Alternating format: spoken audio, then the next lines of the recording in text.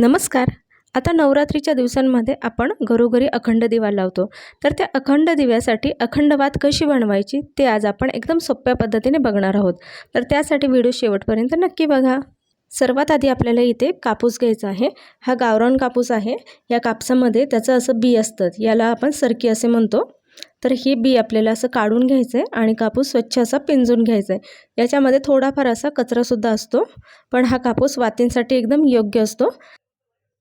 शक्यतो मेडिकलमधला कापूस तुम्ही वातींसाठी वापरू नका असं मी तुम्हाला सजेस्ट करेन. तर आता या कापसामध्ये अशी बऱ्याच प्रमाणात अशी सरकी निघते आणि हा कापूस खूप असा मुलायम असतो, एकदम असा रेशमी धागे कसे असतात त्याप्रमाणे हा कापूस असतो. आणि आता मी या कापसाला असं पिंजून व्यवस्थित असे घेते आणि ह्याच्या ज्या सरकी आहेत त्या आता बऱ्यापैकी मी काढून घेतलेल्या आहेत. आणि आपण बसल्या बसल्या आपण हा कापूस पिंजू शकतो आणि त्याचं बी असं काढून ठेवायचं, म्हणजे आयत्या वेळेला आपल्याला हा कापूस वापरता येतो. आता इथे तुम्ही बघू शकता एकदम छान असा कापूस पांढरा शुभ्र असा आता मिळालेला आहे.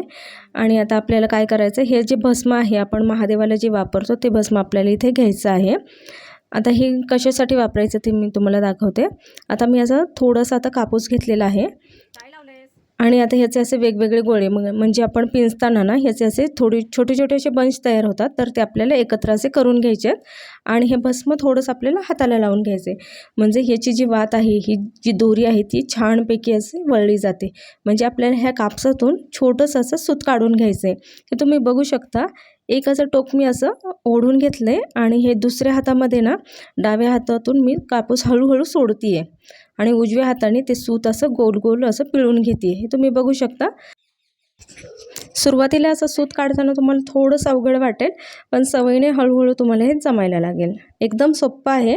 फक्त आपल्याला उजव्या हाताने हे सूत असं वळून घ्यायचं आहे, म्हणजे असं पिळून घ्यायचं आहे आणि डाव्या हातातला जो कापूस आहे तो हळूहळू असा सोडून घ्यायचा आहे. तर या पद्धतीने हे, आणि जरी कुठे मध्ये जर ही कापूस असा निघाला तरी आपल्याला तिथे पुन्हा थोडंसं असं जॉईंट द्यायचं आहे आणि पुन्हा हे सूत असं छानपैकी वळून घ्यायचं आहे. आता हे बघू शकता तुम्ही, बऱ्यापैकी आपण जाड पातळ आपल्याला जसं पाहिजे तसं हे सूत छानपैकी वळून घ्यायचं आहे. आता नवरात्रीसाठी हे अखंड वात आपल्याला उपयोगाला पडणार आहे, त्याच्यामुळे अशी अखंड वात तुम्ही बनवून ठेवा आणि 9 दिवस तो दिवा कंटिन्यू असा चालू तुम्ही ठेवू शकता.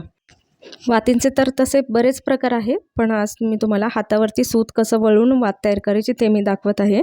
तर आता इथे एक माझ्याकडे छोटीशी डबी आहे. मी त्याला ही जी वात बनवून घेतली ती अशी गुंडाळून घेते, म्हणजे मला पुढची वात अशी काढताना सोपी पडते. तर या पद्धतीने आपल्याला ती वात अशी काढून घ्यायची आहे. आणि जर तुम्हाला गरज वाटली तर तुम्ही थोडंसं असं दुधाचा हातसुद्धा लावू शकता किंवा असं भस्म वापरू शकता किंवा पाणीसुद्धा वापरू शकता. पण शक्यतो काळजी घ्या की आपले हात स्वच्छ असावेत, म्हणजे ही वात आपली अशी पांढरी शुभ्र अशी दिसेल. तर त्यासाठी मी ते भस्माचा वापर केला आहे. आता इथे बऱ्यापैकी मोठी आता मी वात वळून घेतलेली आहे. आता या डब्बीची मी ही वात काढून घेते आणि आता नेहमीच्या वातीप्रमाणे आपल्याला हातावरती आता हे असं थोडंसं याला पीळ देऊन घ्यायचं आहे, म्हणजे ही वात जी आपण सूत काढून घेतलेलं होतं हे कुठे कमी जास्त असं राहिलेलं होतं तर ते आता सगळं एकसारखं असं होऊन जाईल. म्हणून आता हातावरती हे छानपैकी वळून घ्यायचं आहे. आणि जरी आपल्याला कुठे कापूस कमी वाटला थोडाफार तिथे आपण जॉईंटसुद्धा करू शकतो, पण आता इथे शक्यतो मला त्याची काही गरज नाही आहे. आणि थोडासा पाण्याचा हात लावून किंवा थोडंसं भस्म लावून आपण ही वात छानपैकी असं वळू शकतो. आता बऱ्यापैकी ही वात छानपैकी अशी वळून झालेली आहे. आता आपल्याला याची दोन्ही टोकं जुळून घ्यायची आहेत आणि त्या वातीला छानपैकी अशी पीळ द्यायची आहे. आता पूर्वीच्या काळी बायका काय करायच्या, दुपारच्या वेळेस असं घरातली कामं झाली की अशी वाती बनवत बसायच्या किंवा एकमेकीशी गप्पा मारत बसले की वाती बनवायच्या. पण हल्ली आपण काय करतो, बऱ्यापैकी बाहेरूनच वाती विकत आणतो. त्यापेक्षा अशी घरच्या घरी एकदम मस्त अशा वाती तुम्ही वेगवेगळ्या प्रकारच्या वाती बनवू शकता आणि त्याच्यामुळे आपल्यालाही प्रसन्न वाटतं दिवा लावताना. आणि ह्या नवरात्री जर ही अखंड वात तुम्ही नक्की बनवून बघा, खूप छान प्रसन्न असं वाटतं. आता या वातीचे एक टोक असं हातात धरून आपल्याला पीळ देऊन घ्यायचं आहे आणि एकसारखी अशी वात करून घ्यायची आहे.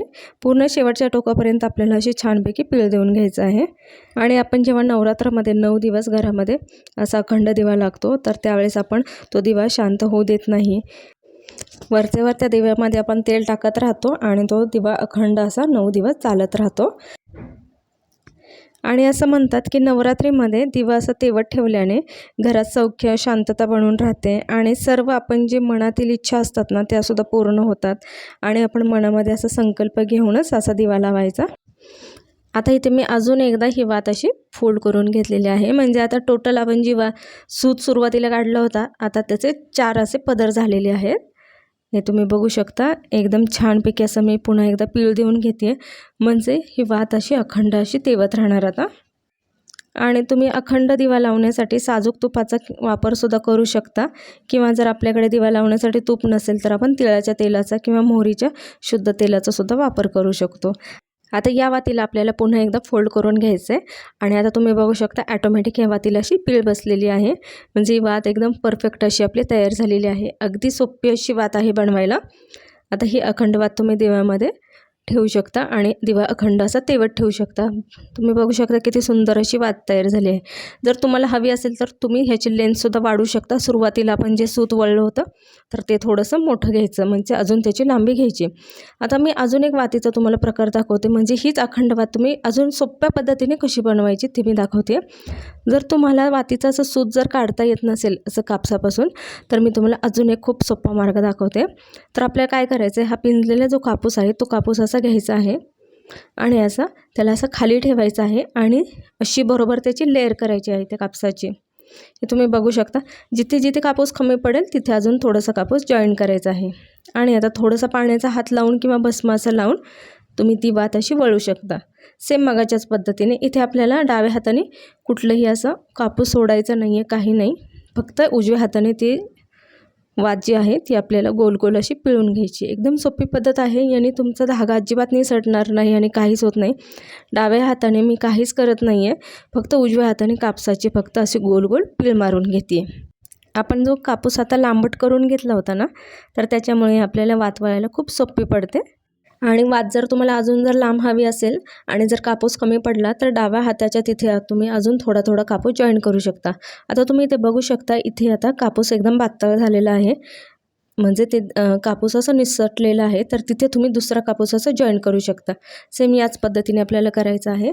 वात बनवायला काही अवघड नाही आहे. आता इथे कापूस कमी पडला आहे तर मी आता दुसरा कापूस तिथं जॉईन करून घेते. ही फक्त आपल्या हातातली कला आहे. प्रयत्न केला तर कोणालाही नक्कीच जमू शकतं. तर तुम्ही प्रयत्न करून बघा, तुम्हालाही नक्कीच जमेल. आता मगाशी जे आपण कापसाचं सूत काढून घेतलं होतं सेम त्याच पद्धतीनं आता मी काढून घेतलेलं आहे. आणि आता याची दोन्ही टोकं आपल्याला जोडून घ्यायची आहेत आणि पुन्हा मगाच्यासारखंच आपल्याला याचं पीळ देऊन घ्यायचे आहे. म्हणजे हे धागे छानपैकी असे वळले जातात आणि वातसुद्धा एकदम छान अशी बनली जाते. आणि गरज पडल्यावरती पाणी दूध तर आपण वापरतोच. तर हे बघा एकदम छान अशी पीळ देऊन घ्यायचे आणि आपल्याला जसं जाड पातळ हवे तसं आपण करू शकतो. आता नवरात्रीमध्ये घरोघरी घट बसवले जातात आणि त्यावेळेस आपण अखंड दिवा हा लावतोच. आणि त्याचे आपल्याला बरेचसे असे नियम काय आहेत ते आपल्याला पाळावे लागतात. म्हणजे सहसा लोक पितळाचा दिवा अखंड दिवा म्हणून लावतात. आणि जर प्रत्येकाकडे जर पितळाचा दिवा नसतो, कोणाकडे छोटे स्टीलचे असतात किंवा मातीचे दिवा सुद्धा तुम्ही लावू शकता. पण आता त्यासाठी काय करायचं, मातीचा दिवा अखंड दिवा म्हणून लावण्यासाठी त्याला काय करायचं, एक दिवस पूर्ण पाण्यात भिजवून ठेवायचे आणि नंतर पाण्यातून काढायचं आणि त्याला स्वच्छ कपड्याने पुसून वाळवून ठेवायचे. आणि हा अखंड दिवा जर तुपाचा असेल तर तो देवी आईच्या उजव्या बाजूस ठेवावा आणि जर हा दिवा तेलाचा असल्यास तो डाव्या बाजूला ठेवावा. आणि दिव्याला हवा लागू नये म्हणून आता त्याच्यावरती काचेचं झाकणसुद्धा आलेलं आहे बाजारामध्ये, किंवा वेगवेगळ्या पद्धतीचे सुद्धा असे सुशोभित असे दिवे आलेले आहेत. त्यापैकी तुम्ही असा कुठलाही दिवा घेऊ शकता किंवा साधा सिंपल जरी तुमच्याकडे असा पितळेचा दिवा असला तरी सुद्धा चालू शकतो. आता माझ्याकडे हा साधा सिंपल पितळेचा आहे दिवा. याच्यामध्ये तेल जास्त बसतं म्हणून मी हा दिवा घेतलेला आहे. आणि आता आपल्याला याच्यात अशी ही वात अशी टाकायची आहे. या दिव्यामध्ये तेल भरपूर बसतं त्याच्यामुळे मी हा दिवा घेतलेला आहे. आणि आता हे असं मी ते स्क्रू याचा लावून घेते. आणि शक्यतो दिवा लावताना तो ताटात किंवा एखाद्या छोट्याशा चौरंगावरती वगैरे ठेवायचा आणि त्याच्या खाली आधी थोडेसे तांदूळ टाकायचे आणि त्याच्यानंतर त्याच्यावरती दिवा ठेवायचा. आणि आता मी याच्यामध्ये तेल टाकलेलं आहे आणि असा दिवा तेवत ठेवलेला आहे. आणि शक्यतो हा दिवा फुंकर मारून कधीच विझवायचा नसतो, त्याला आपोआप शांत होऊ द्यायचं असतं. त्याच्यामुळे ती काळजी तुम्ही नक्कीच घ्या. आता इथे मी छानपैकी असा दिवा लावून घेतलेला आहे. आणि दिवा लावताना तुम्ही एक काळजी शक्यतो घ्यायची आहे, कारण हा दिवा अखंड 9 दिवस असा चालत राहणार आहे. ह्या दिव्याच्या जवळपास अशी कुठली वस्तू ठेवायची नाही आहे की जेणेकरून काही दुर्घटना होईल. आणि हा दिवा शक्यतो गटाजवळ एका कोपऱ्यामध्ये ठेवायचा आहे. म्हणजेच आपलं सतत त्याच्यावरती लक्षसुद्धा राहील आणि तिथे काही दुर्घटना होणार नाही आहे. आणि जेव्हा आपण देवी आईजवळ दिवा लावतो, घट बसवतो घरामध्ये, तर त्यावेळेस घरामध्ये कोणीतरी एकाने थांबायचं असतं आणि जरी हा दिवा शांत जरी झाला तरी दुसऱ्या एखाद्या दिव्याने आपण हा दिवा प्रज्वलित करू शकतो. तर असे दिव्याचे आपण बरेचसे नियम पाळले पाहिजेत. तर तुम्हाला आजचा व्हिडिओ माझा कसा वाटला मला कमेंट करून नक्की सांगा.